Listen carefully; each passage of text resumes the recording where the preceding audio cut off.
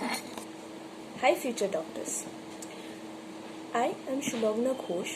I had given NEET in the year 2022 with a score of 665 and an All India rank of 2227. मैं currently I'm studying in Medical College Kolkata. तो अभी जुलाई का month almost and होने पे आ गया है and it is less than a year left for your NEET 2024. मुझे पता है कि आप लोगों को नीट देने में बेसब्री हो रही है और ये वाइट कोट और स्टेथोस्कोप हासिल करने के लिए बहुत एक्साइटमेंट भी हो रही है, बट अंदर में एक डर भी बैठ जाता है कि मैं क्लियर कर पाऊँगा कि नहीं, specially if you are a dropper. तो अभी आप जब पढ़ाई कर रहे हो आपको कुछ कुछ टिप्स और स्ट्रैटेजीज फॉलो करनी है. आपको तो पहले एक क्लियर गोल सेट होना चाहिए कि आप कब तक अपना सिलेबस कंप्लीट करो. फर्स्ट एंड फॉरमोस्ट कि आप पढ़ाई करो, मतलब लर्न करो चीज़ें. See, there is 3 thumb rules for whenever you are studying for any competitive exam. First is learn, second is implement, and third is revision.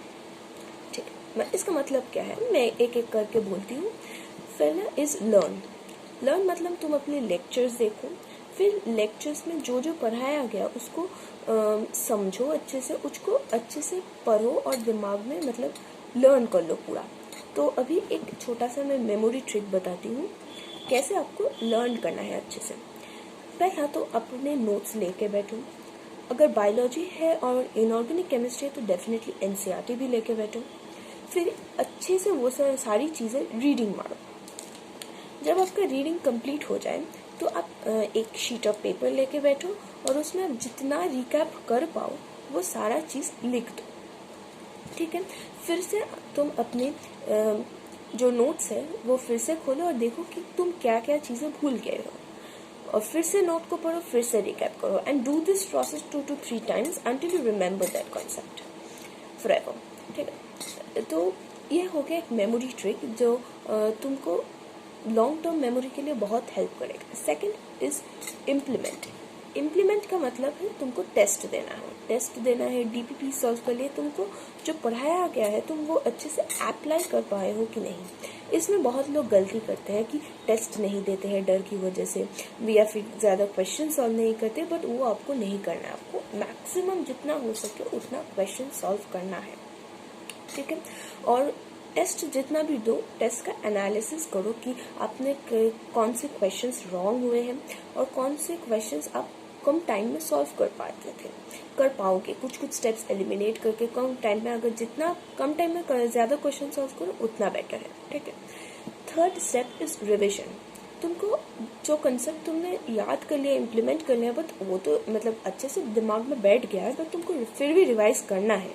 ठीक है, तो तुमको रिवाइज कैसा करना है, मतलब पहले चैप्टर जब खत्म हो जाए उसके 1-2 दिन में एक बार रिवीजन करो, फिर 3-4 दिन में एक बार रिवीजन करो, फिर 1 हफ्ते 2 हफ्ते में एक बार रिवीजन करो, फिर एटलीस्ट 1 महीने पे 1 से 2 बार वो चैप्टर रिवाइज करो. और जो जो चैप्टर्स टूवर्ड्स द एंड में कंप्लीट होते हैं उसको ज़्यादा बार रिवाइज करो, क्योंकि उसको रिवाइज करने के लिए तुमको कंपैरेटिवली कम टाइम मिलता है ना.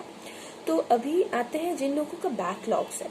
ठीक है, सब लोगों तो एकदम मतलब पूरा टीचर के साथ नहीं चलते, तो कुछ लोगों का फैमिली इश्यूज, हेल्थ इश्यूज या फिर लेट बैच ज्वाइन करने की वजह से बैकलॉग्स क्रिएट हो जाता है. तो अगर तुमको बैकलॉग है तुमको इतना समझ में आना चाहिए कि तुमको एक्स्ट्रा एफर्ट देने पड़ेंगे टू क्लियर योर बैकलॉग्स. ठीक है, तो पहले तो तुम्हारा अगर छोटा सा बैकलॉग है कि मतलब उतना मतलब वेरी छोटा सा बैकलॉग है तो तुम 1 हफ्ते में एटलीस्ट थोड़ा सा टाइम निकाल के बैकलॉग को दो और उसको कंप्लीट कर लो. जितना हो सके जल्दी बैकलॉग को कंप्लीट कर दो. बट कुछ लोग होते हैं बहुत ज़्यादा बैकलॉग्स क्रिएट हो जाता है, में भी कुछ इश्यूज होगा. तो आपको तो पहले बैठना है और सोचना है कि बैच में कितना कंप्लीट हो गया, तुमने कितना कंप्लीट किया है, और उसका डिफरेंस देख लेना है.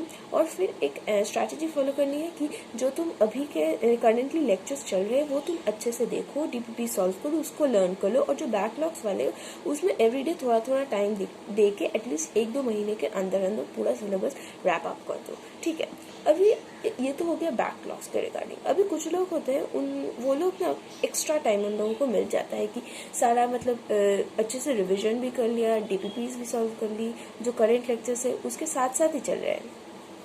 तो अगर तुमको ऐसा एक्स्ट्रा टाइम मिलता है तो पहले तो तुम रिविजन कर सकते हो एक्स्ट्रा, और अगर रिविजन भी कर लिया है फिर भी एक्स्ट्रा टाइम मिल रहा है, then you can go for your old lecture, जो आपके ओल्ड यकीन बैच परचेज किया है, मतलब दिया है ना आपको, आप लोगों को, तो वहाँ से तुम एक्स्ट्रा चैप्टर्स पढ़ सकते हो।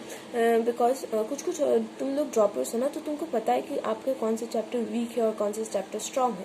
तो अब जो चैप्टर आपके वीक है, मे बी वो तुम अर्ली स्टार्ट करके उसको DPP सॉल्व करना, क्वेश्चन सॉल्व करना, ये सब स्टार्ट कर दे सकते हो। ठीक है, that's it and all the very best of luck for your NEET 2024. I hope you crack it with flying colors. Thank you.